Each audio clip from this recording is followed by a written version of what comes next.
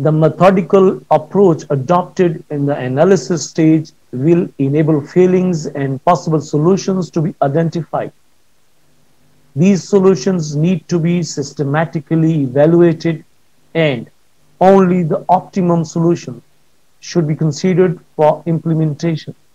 If several risk control measures are identified, they should be carefully prioritized as a risk control action plan, which sets out what needs to be done, when, and by whom.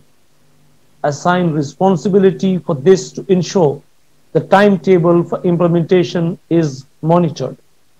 Hello and welcome.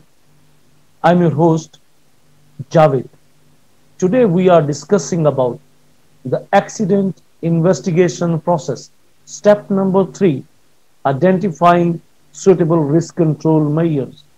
You are on the platform of Safety First. If you are new on this channel, kindly subscribe the channel, press the bell icon, and if you find the video informative, then like, comment and share with your friends and colleagues. Let us start the presentation. Identifying suitable risk control measures. Step 3, adverse event analysis, rooting out risk. Information that is related to the accident that was gathered during the investigation. Step 2, go through each of the 4 sections on the immediate causes: the place, the plant, the process, and the people.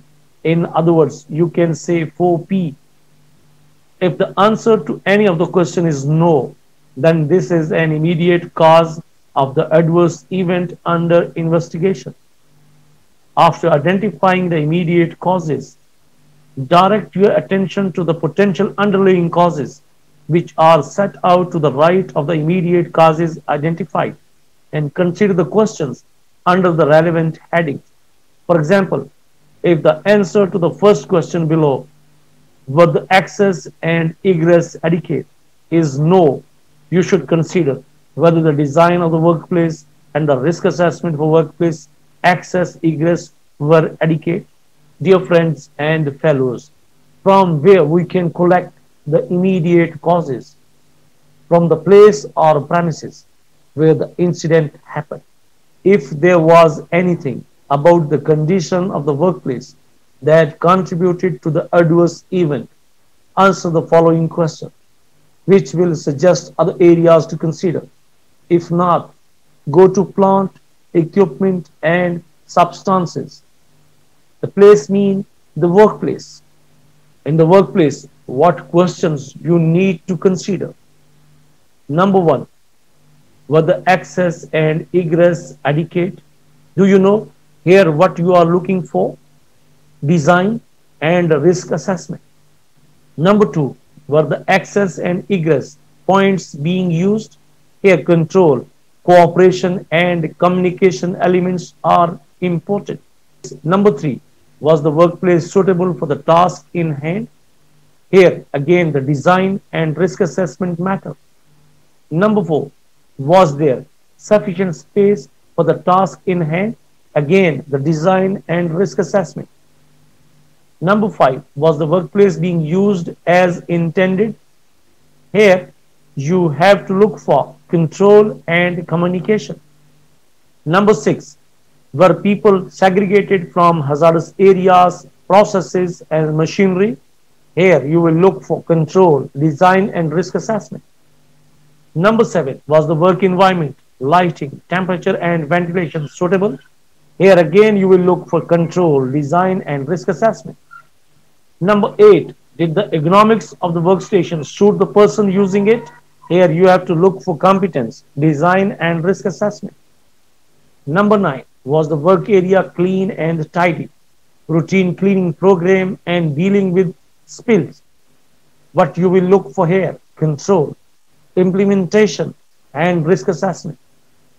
Number 10, were weather conditions effective? Here you have to look for risk assessment. Number 11, were the noise levels within acceptable level? Implementation and risk assessment matters. Number 12, were the appropriate warning signs in place? Control, and risk assessment. And number 13, were contractors provided with adequate information on access and egress and the hazards within the premises?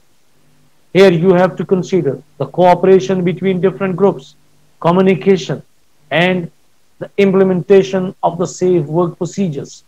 This is the way how you will check the workplace during the accident investigation process.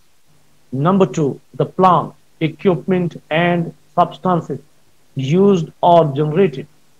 If the equipment being used or the substances, materials used or generated contributed to the adverse event, those you will see on the next slide, which will suggest other areas to consider. If not, go to the process and procedures. Here you have to remember one important thing. Once you are going through the immediate causes, you have to understand seven most important points. These points are: number one, control; number two, cooperation; number three, communication; number four, competence; number five, design; number six, implementation; and number seven, risk assessment. You will find the gaps or causes under these seven domains individually or collectively, and these elements will establish the link between immediate causes versus underlying and root causes. Dear friends and fellows, the questions, those are related to the plant and equipment. Number one, were the most suitable plant and equipment available for the job?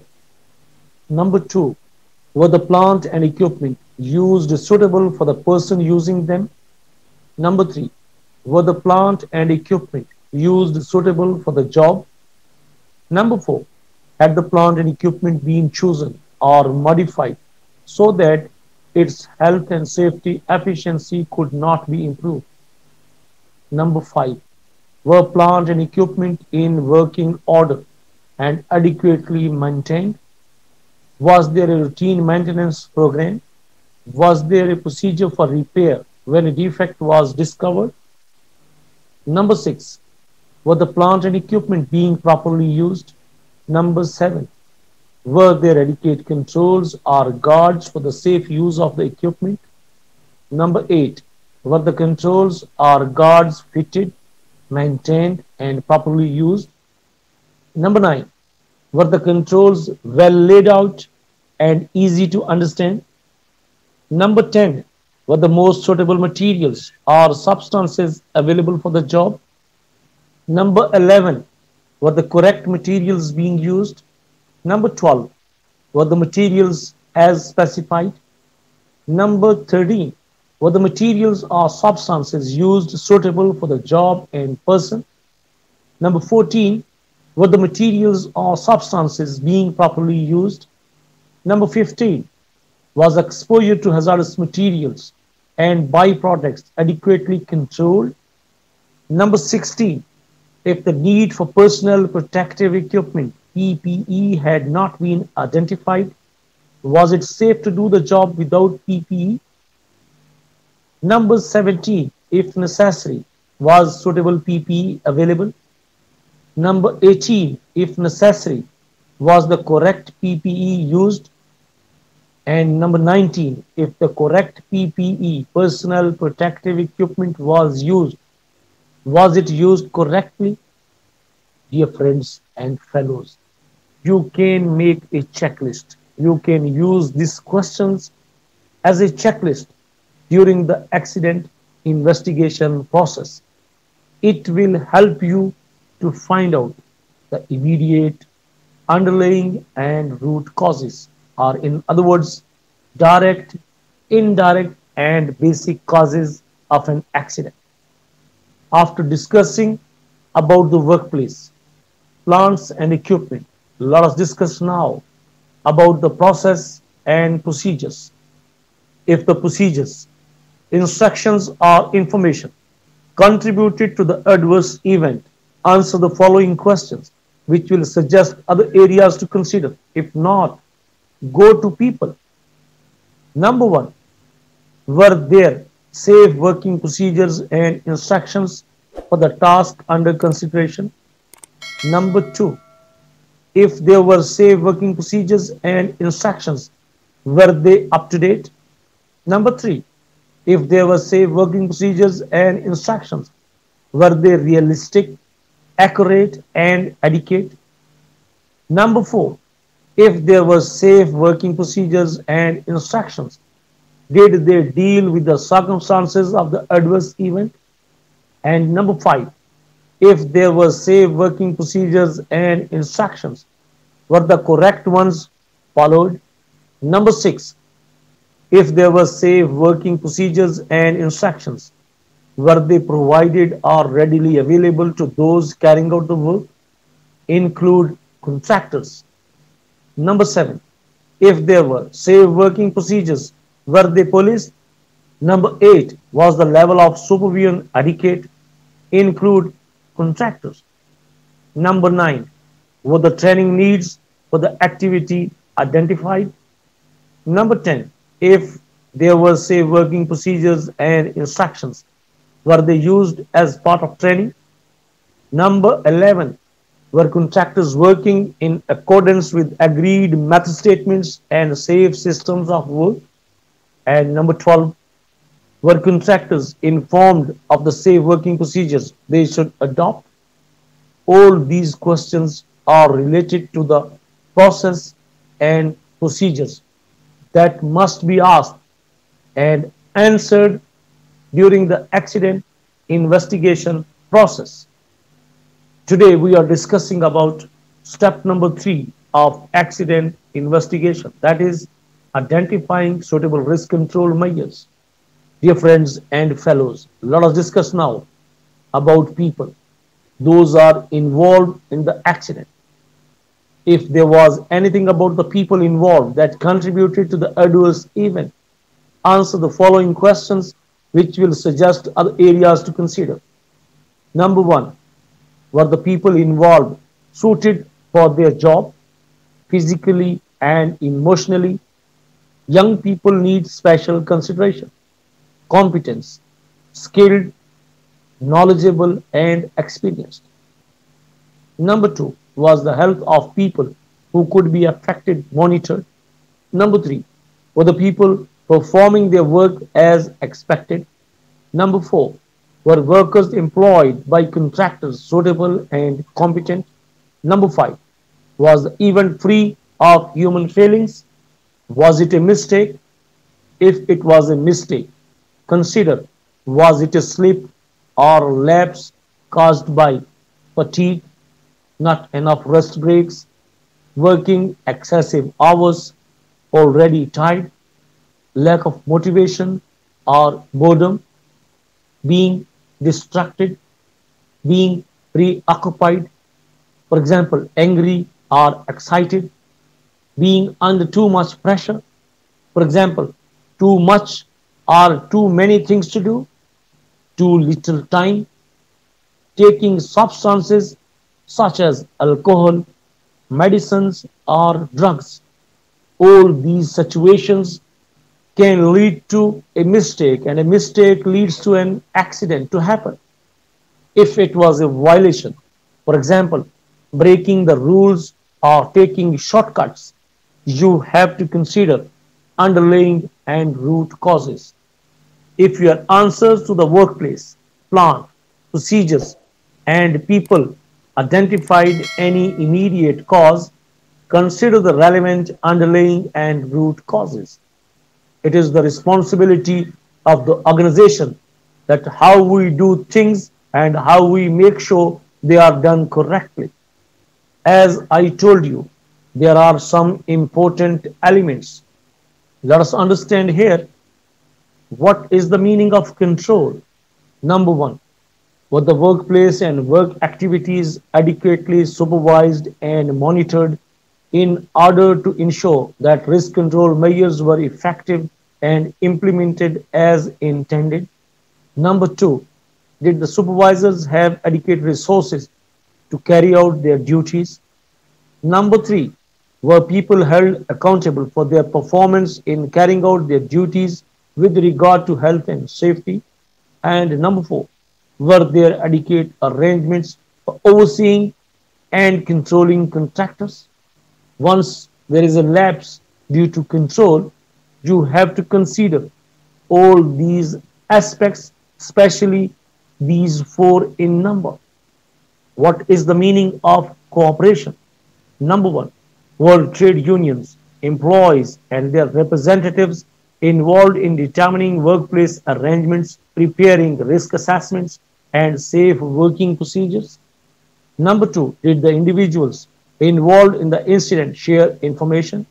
Number three, were there arrangements for cooperation with and coordination of contractors? In the cooperation stage, you have to consider all these points.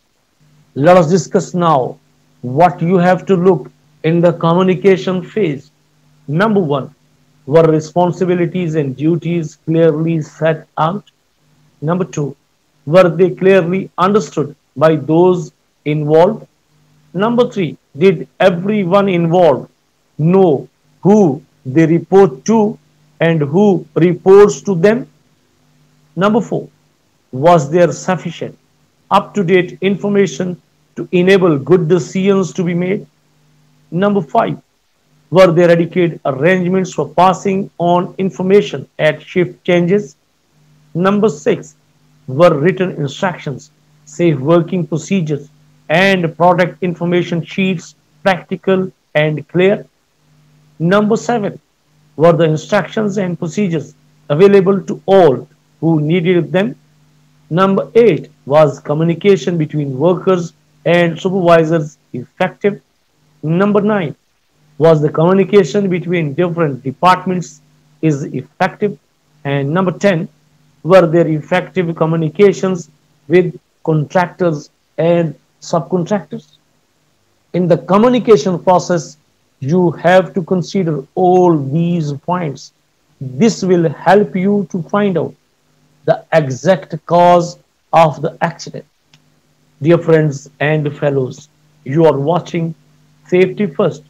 Today, we are discussing about identifying suitable risk control measures. Step 3 of accident investigation process. Let us discuss here now what is competence, training, and suitability. Here you have to look. Number one, were the people involved assessed as suitable for the work in terms of health and physical ability? Number two, were the health and safety training needs of people identified when on recruitment, on changing jobs, when changes in the work are proposed, and periodically as part of refresher training?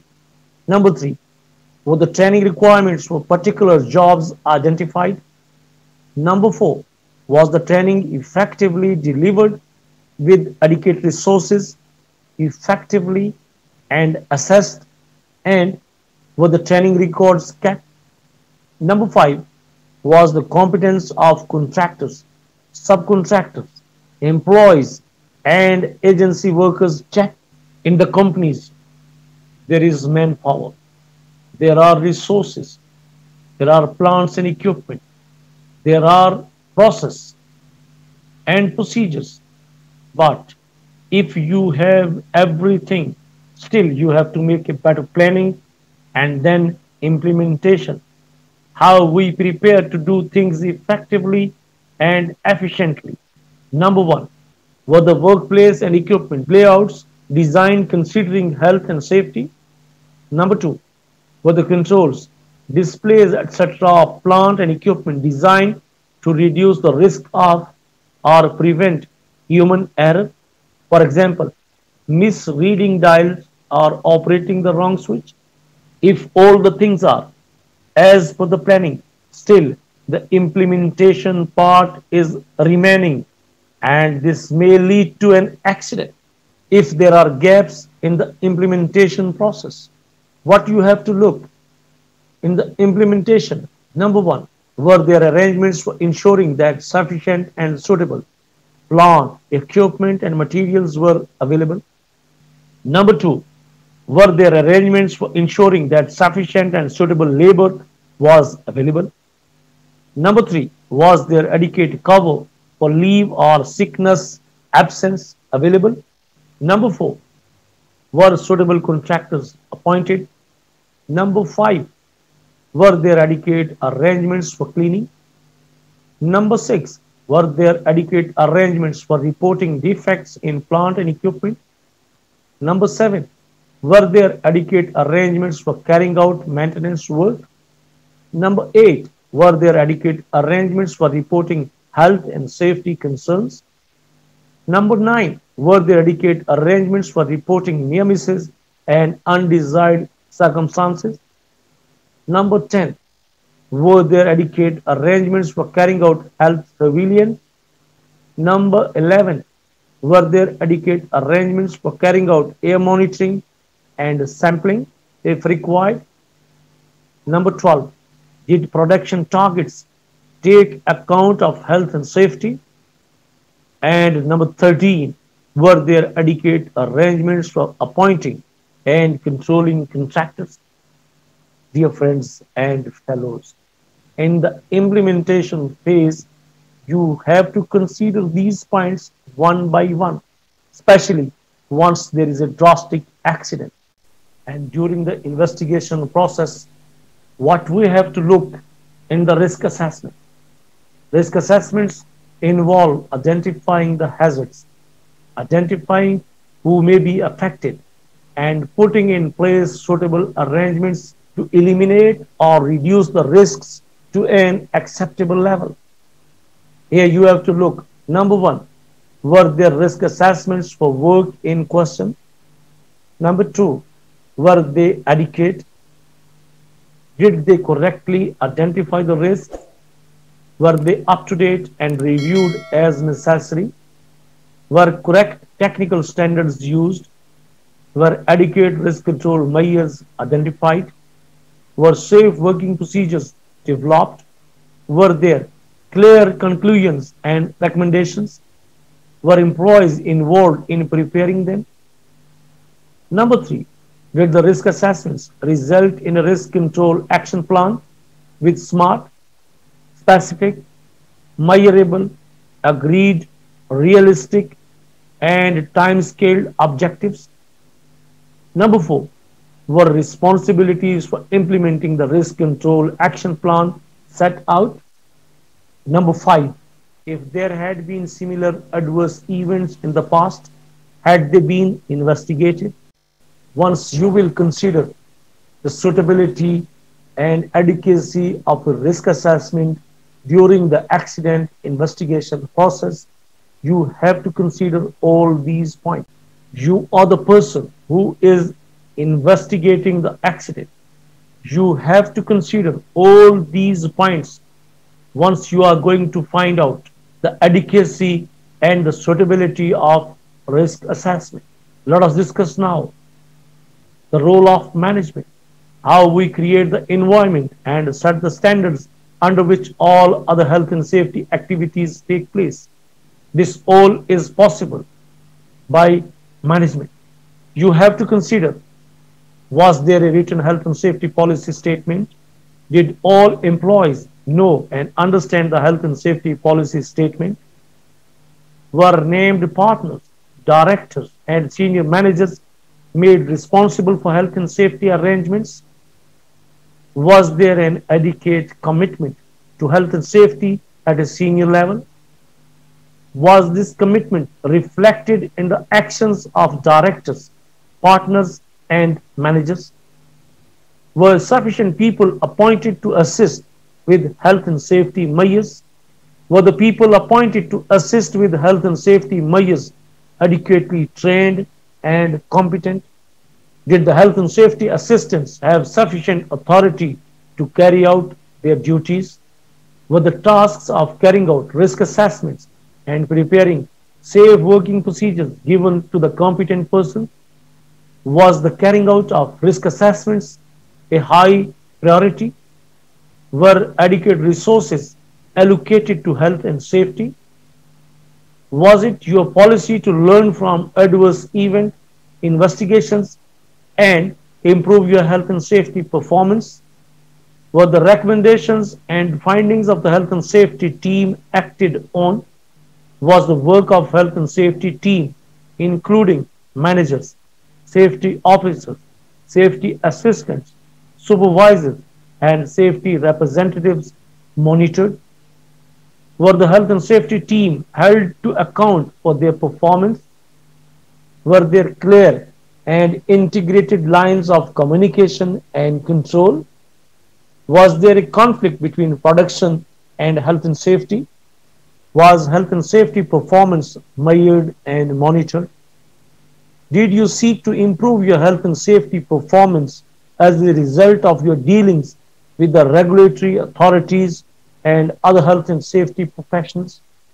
Dear friends and fellows, if you will not consider all these points, maybe you will not be able to get access to the underlying and root causes of the accident. As you know, we are at step number 3. Step number 1 was about gathering information. Step number 2 was about information analysis. And step number 3 of accident investigation is about identifying suitable risk control measures. What risk control measures are needed or recommended? Your analysis of the adverse event will have identified a number of risk control measures that either failed or that could have interrupted the chain of events leading to the adverse event. If they had been in place, you should now draw up a list of all the alternative measures to prevent this or similar adverse events. Some of these measures will be more difficult to implement than others. Evaluate each of the possible risks. Evaluate each of the possible risk control measures on the basis of their ability to prevent recurrences and whether or not they can be successfully implemented. In deciding which risk control measures to recommend and their priority, you should choose measures in the following order. Where possible, you have to consider the measures which eliminate the risk. For example, use inherently safe products, such as a water-based product rather than a hydrocarbon-based solvent. You have to consider the measures which combat the risk at source. For example, provision of safety guarding. You have to consider the measures which minimize the risk by relying on human behavior. For example, safe working procedures, the use of personal protective equipment. In general terms, measures that rely on engineering risk control measures are more reliable than those that rely on people. Dear friends and fellows, you have to consider, do similar risks exist elsewhere? If so, what and where? Having concluding your investigation of the adverse event, consider the wider implications. Could the same thing happen elsewhere in the organization, on this site, or at another location? What steps can be taken to avoid this? Adverse events might not have occurred at other locations yet, but make an evaluation as to whether the risks are the same and the same or similar risk control measures are appropriate. You have also to consider, have similar adverse events happened before? If yes, you have to give the details. What happened? If there have been similar adverse events in the past, why have they been allowed to happen again?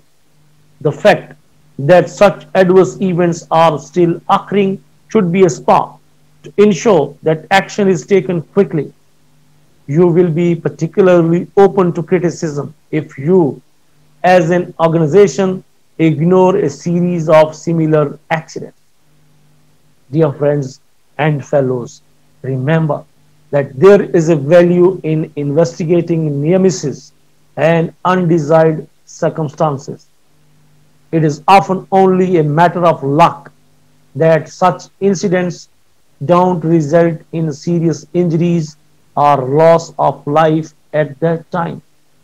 If you are interested to know what is a near miss, how to investigate a near miss, then you have to click on the link that is appearing on your screen. We are going through the training sessions, those are related to accident investigation process.